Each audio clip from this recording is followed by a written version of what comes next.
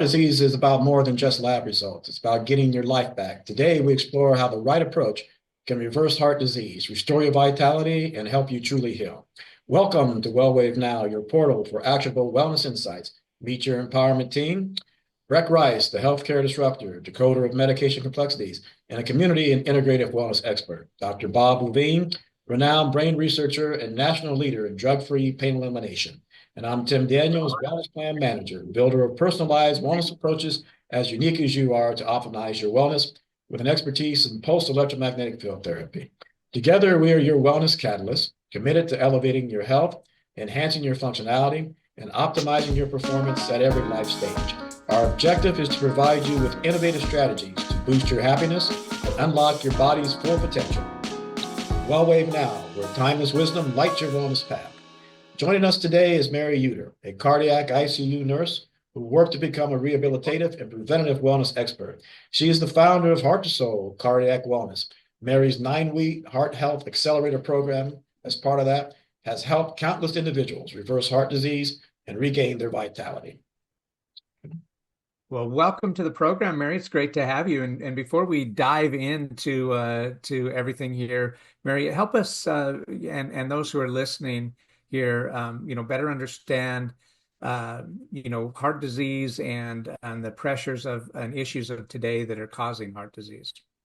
Well, thank you for having me, gentlemen. It's a pleasure to be here. And this is a fully loaded question because heart disease is the #1 cause of death in our country. Yet it's reversible and preventable. And so is diabetes. And what we have is this conundrum in our society where our lifespan is now shorter than ever. Our population is sicker than ever. And we say that we have a family history of heart disease. And I would beg to differ that we have a cultural history in our family of the way we live and eat and live life. And all of this can be changed. But it's not being changed. What we have is the medical system helps us out in an acute situation, an emergent situation. For sure, we need the medical system. And I saw people all the time and discharged thousands of patients over the course of my career, but they had little more than a list of doctor appointments, prescriptions, and 15-minute appointments for prescription refills. And that's not healthcare. And unfortunately, that's the way that the medical system has been set up. It's not set up for a person to spend a lot of time with you. Matter of fact, now doctors have to see a number of units per day. We are now units. We are not patients. And that's why I created this program, because I do take the time to walk people through a week-by-week stepped plan on how to get their health back. Well, before we jump into your program, Mary, yes. You've covered that heart disease has been the leading cause of death for decades now, but now it's starting to creep into the younger population more. Why is that? And this is a concern. And again, we have to go back to the family dynamics. Families have been eating processed foods now for a long time. We have the life stressors, and especially these children have gone through a lot of stressors the last 5 years. And we have a sicker child population now.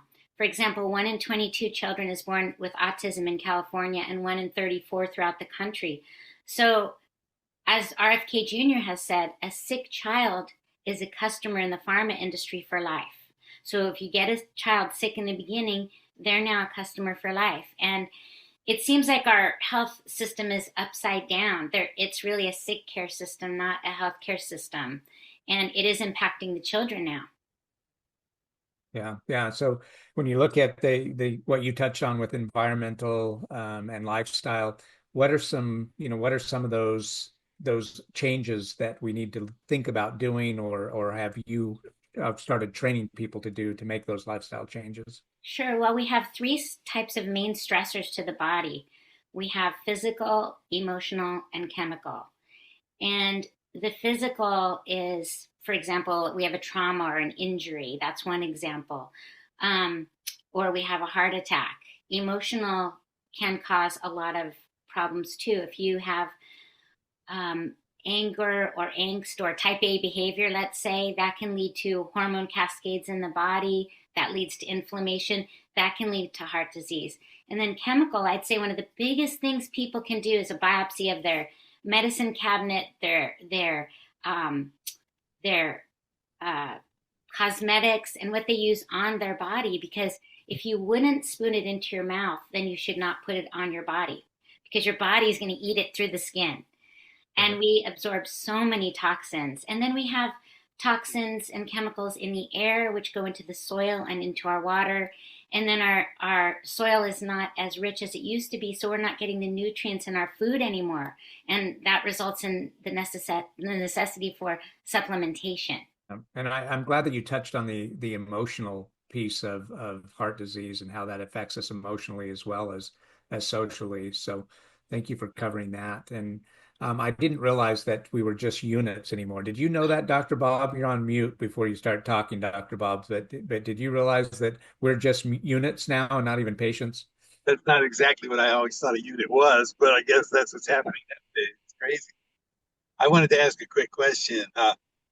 How big a factor is just stress in general in relation to heart disease? What's the, I mean, there's clearly an association. What can you say about that association? Well, I'll give you an example. Stress is huge, and there's a diagnosis called Takotsubo syndrome. It's called broken heart syndrome, and that is something that happens to your heart in the act of grieving. Whether you've lost a job, a loved one, a dog, whatever it is, anything that you are grieving over can create a syndrome in the heart called Takotsubo. Takotsubo means octopus pot, and the heart becomes shaped like a pot that the Japanese use to catch octopuses. It's shaped like the octopus's head. So that's an example, and it is reversible, but sometimes it leads to heart failure. So that's an example of stress and how stress can impact us in a very serious way for the heart. Good question. Thank you. No, pleasure. Thanks for the answer. Yeah, then you mentioned earlier, Mary, he says cultural problem as well versus a history of heart disease in there. Now we had a person on a week or so back, and part of his thing was the growing amount of what he called diabesity in the U.S. and Canada. And he attributed a lot of that to toxins in the air, but also culturally. And he was tying that to the growing amount of disease amongst the youth, right? In terms of they're diabetic and the obesity in there. It's the sedentary lifestyle. So what's your feeling on that? Do you agree that that's Great question. And I love this little think tank going on here. Mm-hmm. So diabesity is a term that Dr. Mark Hyman coined, and he's a functional medical specialist. And what's going on is we have multiple things going on, but heart disease is not caused by cholesterol. Cholesterol is like a firefighter coming in to fight the fire and getting blamed for the problem. And here's what's going on with insulin resistance. You're eating a lot in today's society. We're eating a lot of processed foods and snacking and how many meals a day, and we're not working it off into our system. So you've got this constant hit to your cells, and each of your cells has a little parking spot for insulin to let glucose into the cell to get energy. But after a while, if you keep shooting insulin out, the cell is not going to listen anymore. And what happens is you have an excess of glucose in the bloodstream, and that goes into the liver, that goes into fat cells, and then the remainder, we're constantly caramelizing. For your wife, Breck, if you keep heating an element like onions with heat and sugar, it's going to caramelize. Well, the inside of us is always caramelizing over time. Our cartilage is white when we're born, and when we die, it's brown. So what happens to the sugar in your blood is that it's a triglyceride that becomes caramelized and turns into the bad cholesterol called VLDL, very low density lipoprotein. LDL is actually the protein that comes in and patches up arterial injury from inflammation or from damage from the VLDL. So this is where the cholesterol is like the firefighter. It's coming in to pave the road after the damage, and it's being blamed for the problem when really it's insulin resistance and sugar that is the problem. And so that's our diabesity, is that excess sugar is getting packed off into the body in different places and in the visceral area as well, which is very dangerous. And then one thing, before we go on, one thing I want to touch upon is you mentioned processed foods there. And let's also tie that back to the growing amount in the youth of heart disease. Because one thing that I want your opinion on this, because I've just been reading it on it, is that a lot of the millennials, next generation after that, what are we calling them?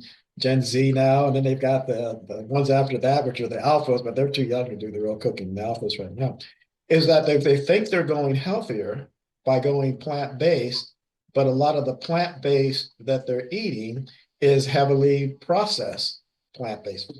This is so true. And I myself was vegan for 5 years. And my book that I wrote was when I was very vegan based and before a lot of research has come out about cholesterol not being the bad guy.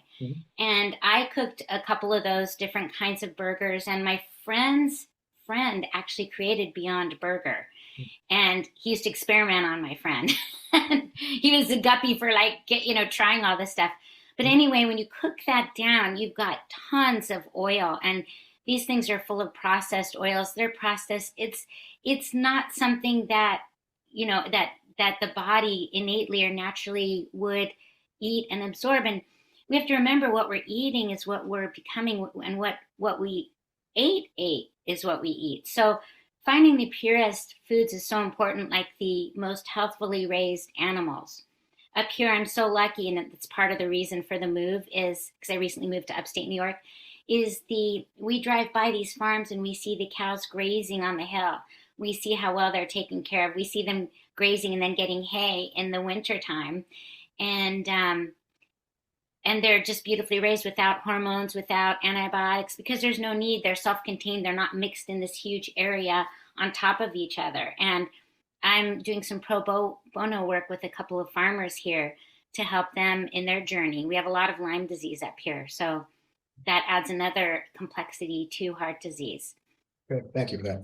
So now that we've kind of set the stage for why this is so important, the prevalence in general, leading cause of death, still getting more into the youth, impact it has on people, emotionally as well. We want to take you back to something you started with when you chat a little bit about that we're more of a sick care, but it's necessary. But those are all, to the most part, managing the symptoms that come from heart disease. Whereas your program, your 9-week Heart Health Accelerator program, I think it focuses more on healing the whole body rather than just managing systems.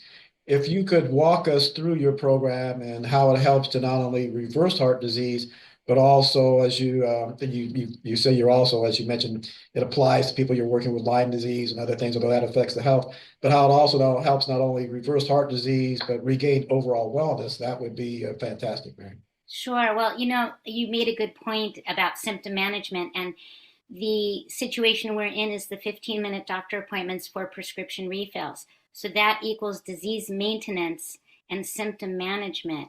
And my analogy is this is like putting black duct tape on the check engine light of your car and thinking everything's resolved. Well, the problem's not resolved, and the duct tape is the medication. So in some instances, yes, we need that as part of our solution, but ultimately a healthy and vibrant human body is in homeostasis. It's in balance, as in the day we were born. So heart disease doesn't start in the heart, nor do other body processes. And the problem is the medical industry works in silos. So you have your heart doctor, your lung doctor, your kidney doctor, but nobody's looking at the whole picture. And what I did is I broke it apart and said, let's look at our mindset, our frame of mind. Because if you are in a stressed, like type A behavior state, you're going to make cortisol, and cortisol partners up and is boyfriend, girlfriend with insulin. They go together. So your insulin is going to go up, and that's going to make you insulin resistant and put you on the path for diabetes. Diabetes keeps the sugar in your blood, and as we talked about, that leads to inflammation and is a precursor to heart disease. So we work with mindset, and at the end we can do a brief tool to show you one of the tricks that you can do to, you could be in traffic or you could be in an endless line at the grocery store, and you can be chilling. You can get into your parasympathetic nervous system and calm yourself down. So we start with mindset, and then we move on to gut health. because you're not going to absorb the proper. You can eat all the best food in the world, but if your gut is leaking or unhealthy, and the cortisol can lead to that as well, then you won't be able to absorb, and you'll actually be have toxins in your bloodstream causing inflammation and heart disease through a leaky gut permeability. So we work on healing the gut. Then we move on to, and this is a week at a time, baby steps and implementing little habits. I call habit stacking each week. Yeah. One second, I saw Dr. Bob nodding and smiling. Oh, I'm sorry. Yeah. But that's all right. So I wanted to see here what I had muted Dr. Bob, because every now and then I like to just close him off. But then I said I need him, so I had to ask him to unmute because I saw him making some comments there. You have to stop abusing me this way. I'm serious. So, Mary, I really appreciate all that you're saying, because I believe that it takes the holistic approach. I'm wondering, how do you, and I'm really interested in to understand how you deal with the mindset, because that's one of my areas. But how do you determine if somebody's got a leaky gut? Do you have to do tests for that? Do you have to, you're saying you heal the gut. First you do the mindset, then you heal the gut. How do you engineer? There are tests that you can do. I just put this as part of my program because everybody can work on their gut. That's the source of our immune system. And one of the things we do is we learn how the gut works, do some intermittent fasting to help it clean, populate it, and then feed those new pets that we've populated, and then start to bring in nourishment. So cleaning out the gut, getting it ready to absorb the new nutrition, and using tactical strategies for nutrition is all part of this. So I'm not looking for a problem. I'm creating wellness and healing and teaching people how to care for their gut and the importance of it as far as immunity and in their nutrition absorption. Because if we don't address that and we just go on, we're going to have problems. They're not going to get well, because that's a piece that's been left out. I think it's great that you just included in your protocol, because I'm sure everybody can benefit from that. Thank you. Yeah. And then after that, we move on to tactical strategy for nutrition. So every meal is medicine. So when you're out and, for example, you have a sweet tooth, and we've talked about insulin resistance and insulin sensitivity and diabetes. Well, how about, and one of my clients loves this, a piece of dark chocolate. So you're getting your magnesium and low sugar with a date, which is antimicrobial, antibacterial fiber for your system. And then Brazil nut, which is selenium. So you have nature's Snicker bar, but it's tactical strategy for nutrition. So those are the kinds of things we work on. And then after nutrition, we work on circulation protocol, how we can optimize our circulation so we can decrease the amount of work on the heart. Because how many times a day does our heart pump? A lot. 84,000.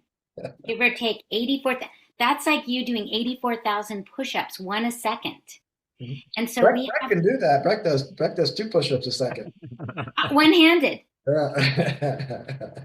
So we have to take, this goes for 80 years. This is happening. 80 plus years in utero to the day you die. And,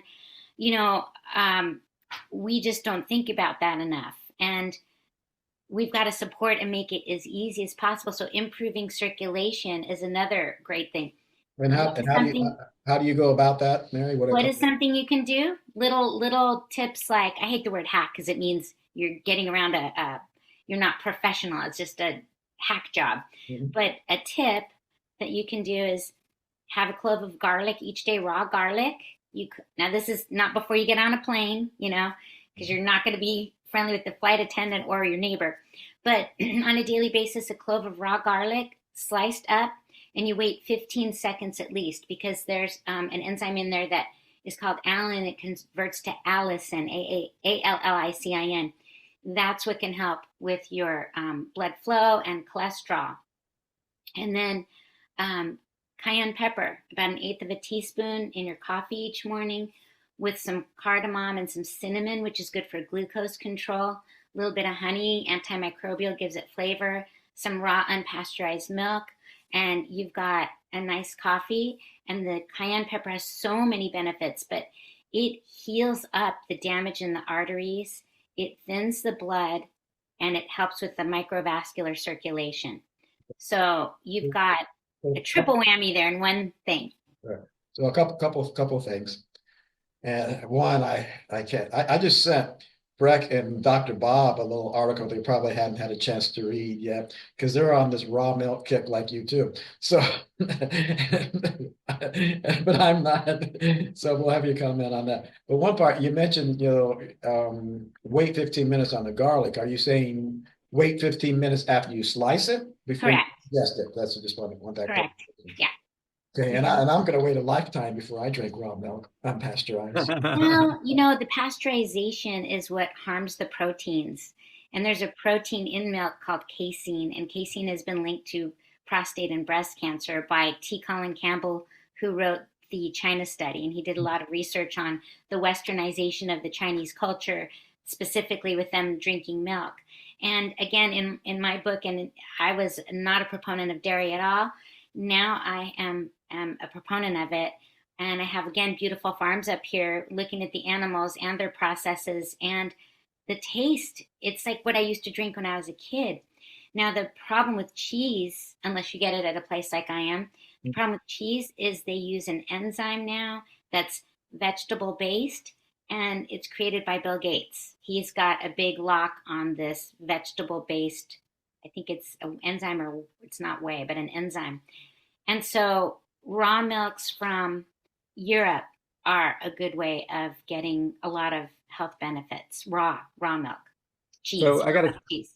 I got to tell you, Tim, you got to know the background behind this. So when I was a little boy, we had our own milk cow, right? So we, lived up in British Columbia, Canada. We had 880 acres, all grass-fed animals, and we had our own milk cow. And so one of our trips down to visit cousins in Arizona, we drove down and we stopped off at a little diner to have breakfast. And my dad warned me, we're now down here in the United States, this is going to be pasteurized. He was a scientist. And so he explained the whole process of pasteurized milk and everything. And I had ordered a big tall glass of milk, and I took a little sip of it, and it was just horrible tasting to me. And my dad saw that I wasn't drinking my milk, and I'm like, I don't like pasteurized milk.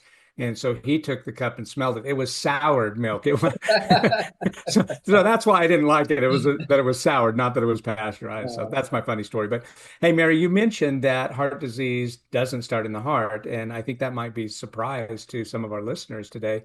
And you went through all of the steps. Could you just recap those steps? Don't go into detail, but what do you mean? Where is it starting if it's not starting in the heart? Well, we have the mindset. So that's an emotional stressor. We have physical stressors. We have chemical stressors that we talked about, like the chemtrails in the sky and whatever's going into our soil and our agriculture and our water. We have things like fluoride added to water.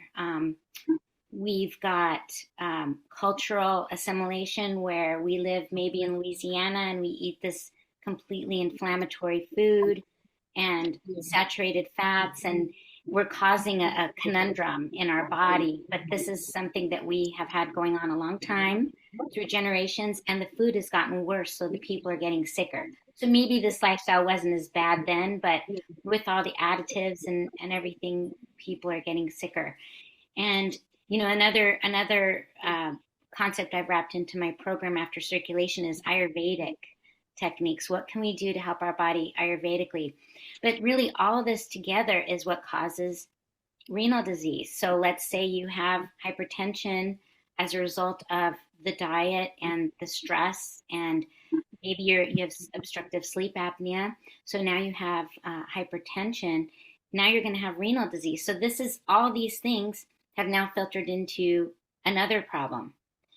So everything is interwoven, very much so. And our machines are like a car, and all the pieces in the car. We're not just the wheels. We're everything. And I think that gets lost is, well, what else is going on for you? So when you go into a doctor, typically they ask you about one thing, not about what you're eating, about what your lifestyle is, about what stressors you've been under lately. Do you have emotional support at home and friends? And so these are all really important things that we need to consider. Now you mentioned Ayurvedically. Our audience goes full range from age and neophytes to experts in wellness. But so break that down a little bit. What do you mean by help your body Ayurvedically? Well, we can do things like typically Ayurveda puts you into a dosha or a particular type of person you are. Let's say it's a health astrological assignment. So it's Vata, Pitta, or Kapha. And Kapha is really cool, laid back. Vata is very airy and spacey, like a ballet dancer, and Pitta is very like a lot of male energy. And you can do things to calm and a system out of balance. There are also non-dosha specific things you can do. So I'll give you an example. In the morning, you can do what's called oil pulling. You put coconut oil in your mouth and you swish it around for about 10 minutes. Yeah, Dr. Bob's a fan of that. Pardon me? Dr. Bob's a practitioner of the coconut oil. Well, that's excellent because oral care is very much related to, and oral disease is related to heart disease. So having this to clean out your mouth because it's antibacterial, antimicrobial, this helps to clear a lot of those microbes out. Mouthwash is not good for you. And the reason why is because mouthwash kills the specific enzymes that are in your mouth that break down nitrates to nitrites to create nitric oxide in your body, which opens your vasculature. So using mouthwash actually can lead to hypertension. So using coconut oil to clean your mouth first thing in the morning, then spitting it in the garbage, not the sink or the toilet, but in the garbage, because it'll plug your drain, can help to clean out a lot of those toxins. So I've got a question for you about that since we brought up the oral care. You might not know this, Mary, but I'm kind of a big deal on TikTok. Just kidding. I do have a few followers on TikTok, but wanted to, I've seen a lot about the clove water. And that's supposed to also have some natural antibiotics that you can swish around in your water or in your mouth, and is very helpful for oral care. I hear. What do you know about that? I actually put 3 cloves in my coffee in the morning to give it flavor. It's my coffee becomes a salad. Sometimes I put rosemary in it. You know, it depends on what I'm feeling, but there's so many great things. I put maca in it sometimes. It's a great place to stash a bunch of good health stuff. But cloves, I was just talking to one of my clients. He's an orthodontist, and I have twice a month coaching calls with the group of my clients. And I was telling him about my holistic dentist who puts clove oil on long swabs, and where he's going to be working, he tucks those in your cheek, and it actually numbs you. And I also met this gentleman. He was a gardener in the Hamptons. We were out to the beach getting lunch. And he said he never got sick during COVID. And he had beautiful teeth. And he said he has cloves every day. He tucks a few in his gums. And I actually use it because I have a root canal, and I don't want to disturb that hornet's nest. Because when people open up root canals, sometimes it can lead to a cardiac event. Mm-hmm. So I'm just managing that as best I can holistically without disturbing the nest. But he was saying that he had the 3 cloves every day and he never got sick. And I've been chomping on them every once in a while from my coffee, and it's great. And it's great for digestion as well. Yeah, so there's no downside. I mean, nature gave us herbs to help us, right?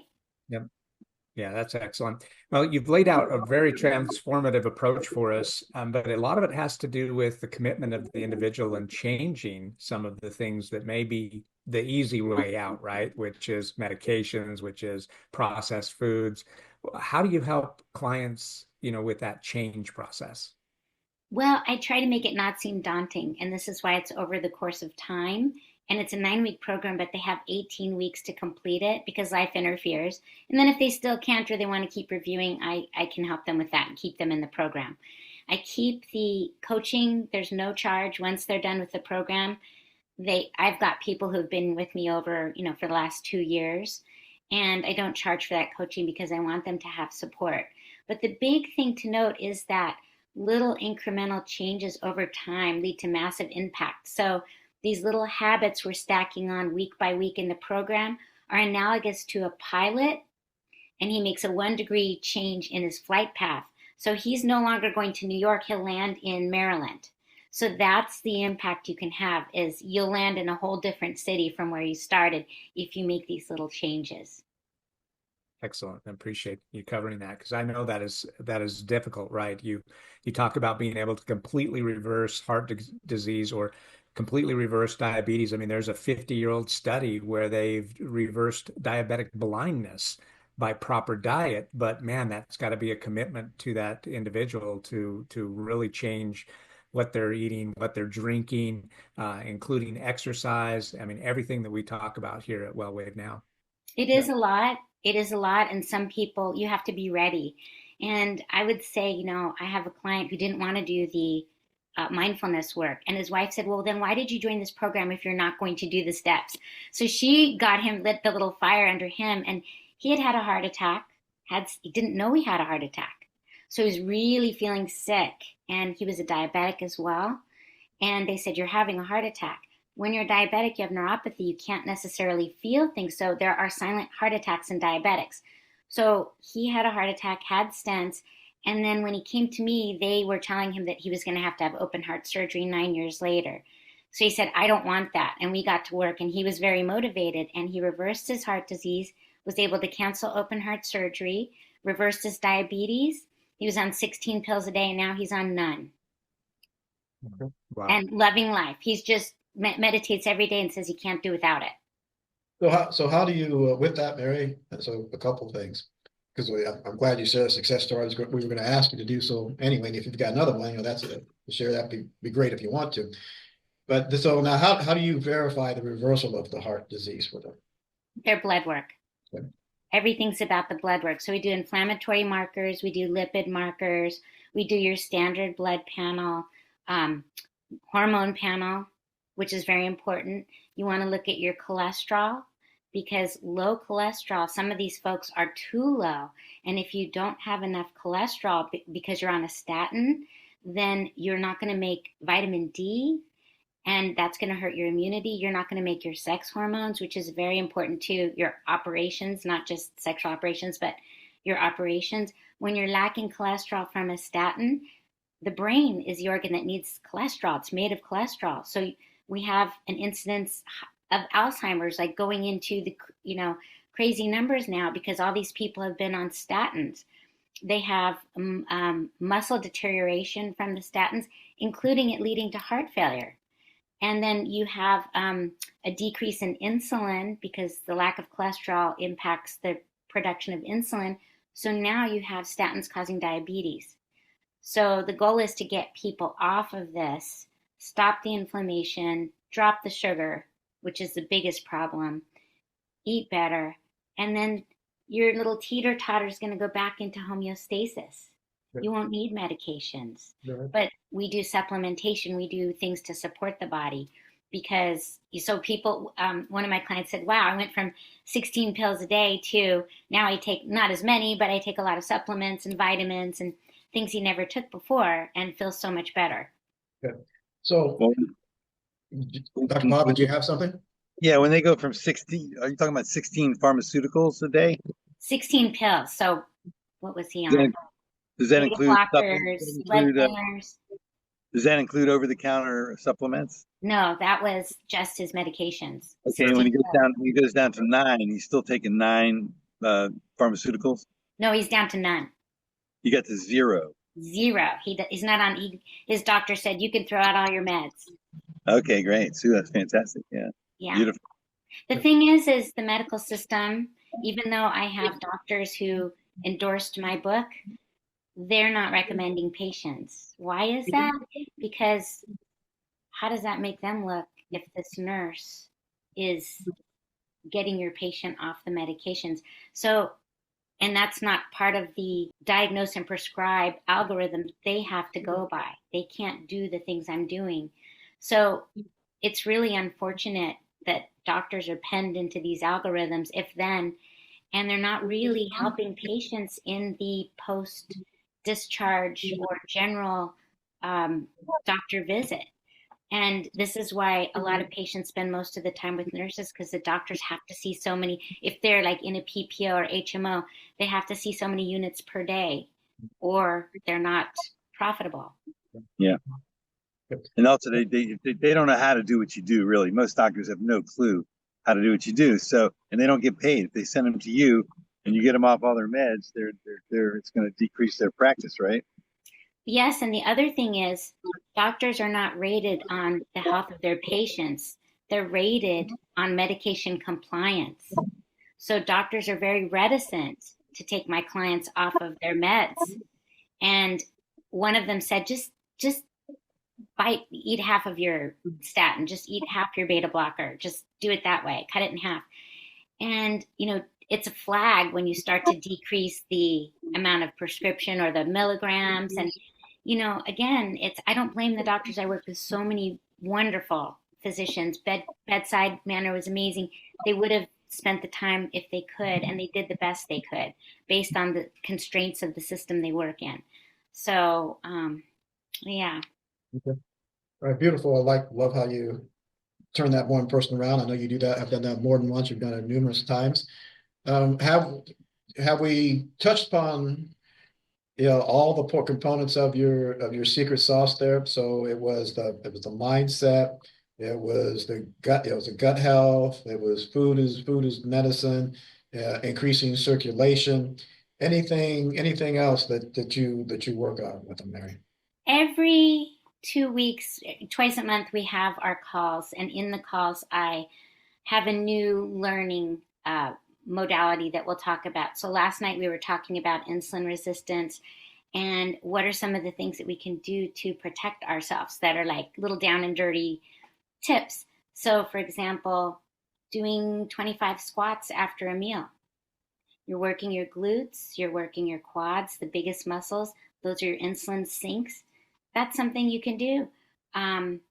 What happens if you are just sedentary after a meal? So it's a constant process of continued learning, and then also support if people are having trouble, or I literally have given dialogue to clients on how to ask a doctor to provide the rationale for them to be on a statin when their cholesterol is much too low and it's affecting their other markers. So it's ongoing, and there's always new things coming across my desk every day, which I share with my clients. How low is too low on the cholesterol, in your opinion?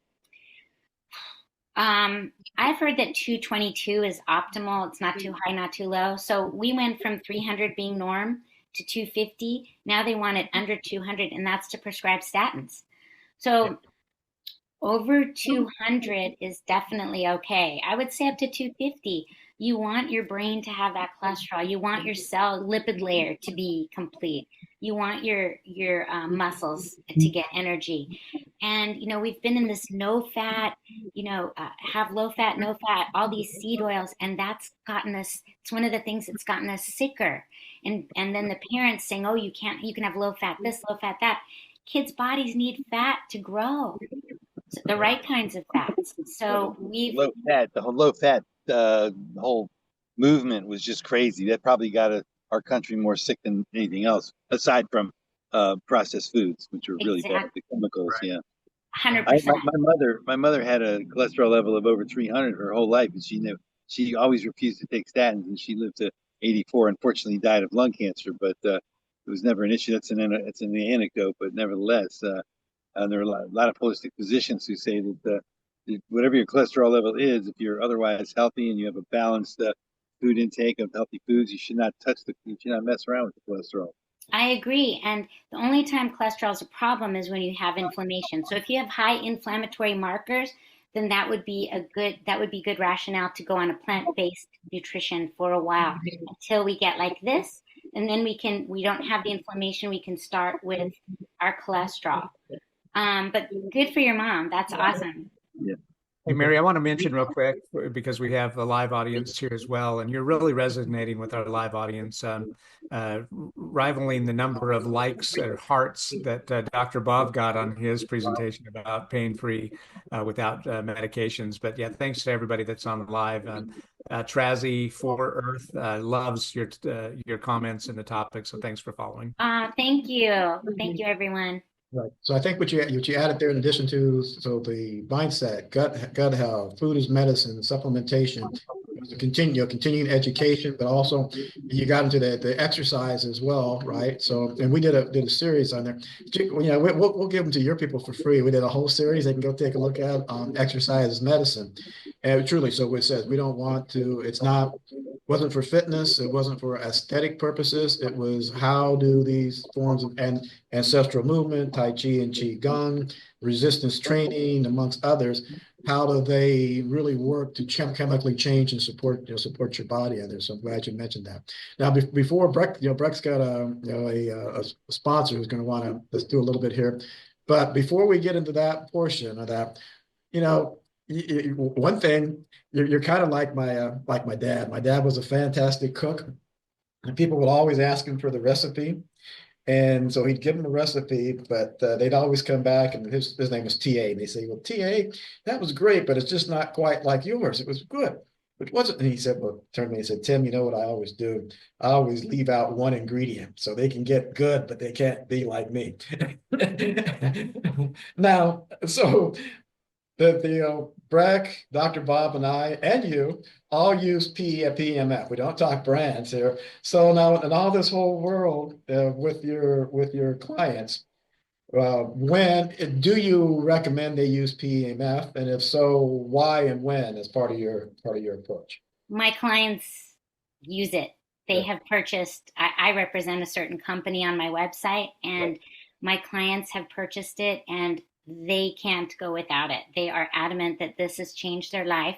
One of my clients is a retired rocket scientist. Mm-hmm. When he came to me, he was a doubting Thomas, and he wasn't buying green bananas.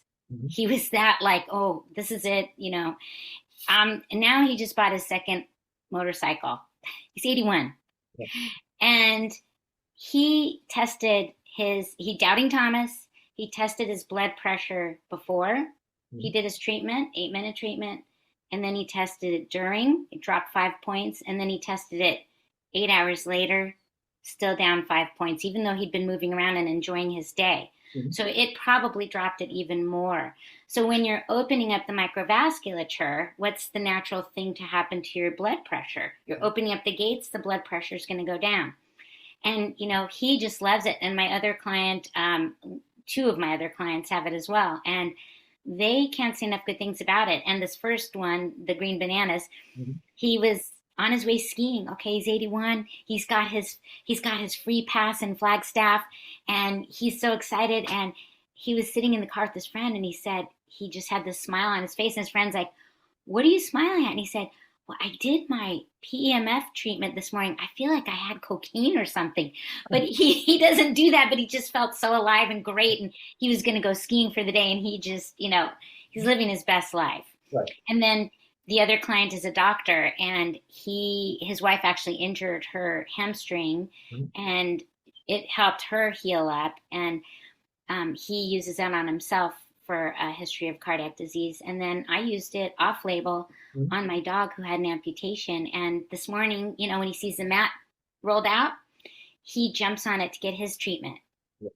Do you recommend it for general health as well as then helping with the control of blood pressure? And then also understanding, to me, the heart's just another muscle, and that PEMF for what it does in terms of stimulation of muscle, it helps strengthen that muscle over time as well. Sure. And it's also taking out all the toxic buildup from inflammation. Right. It's like sludge on a pond. It's getting that out of there, right. and then bringing nutrients and oxygen to the cells so that they can process that glucose that's in there, good. That you thoughtfully put in a mindful way, right? Right. Yeah. Beautiful. All right, Breck. So over to you for a little break here. Yeah, no, I'm grateful for all the information that you're giving us, Mary. This is amazing. And this episode is brought to you by Better Alt, committed to supporting and enhancing well-being. And I've asked Dr. Bob this before. Let's ask you, Mary, as your clinical expertise. Are there any mineral deficiencies in the population today, or what would you say the percentage of people that have a mineral deficiency? Huge. Magnesium. Yeah. Magnesium is numero uno. It used to be in our soil, and we'd get it in our plants. And now supplementation is so important. What helps blood pressure? Magnesium.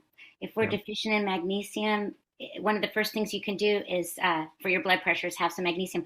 I recommend there's, well, we won't say brands, but there is one that has 3 types of magnesium. Although magnesium glycinate helps you sleep, so having that at night before you go to bed, you're nourishing your body. And again, we talked about dark chocolate or cacao as being super great for you. So having a cup of hot cacao with your Mexican style, with your cayenne in it and cinnamon, chef's kiss. So good and so good for you. Appreciate that. Zinc. Yes. You want to make sure your zinc is balanced with copper. You can add in adaptogens like ashwagandha, rhodiola, basil, which is holy basil, triphala. These are good things to help support your body. And then there's also CBD, which hits our endocannabinoids and helps to calm the body. So that's part of the supplementation, but that's later down the road after we've stabilized. Well, what I like about this supplement is you get all these minerals in one piece, one capsule. Yeah. And have you heard of Shilajit, the pure Himalayan Shilajit, Mary? Yes, I have one that I use. Yeah. So Better Alt is the United States #1 brand.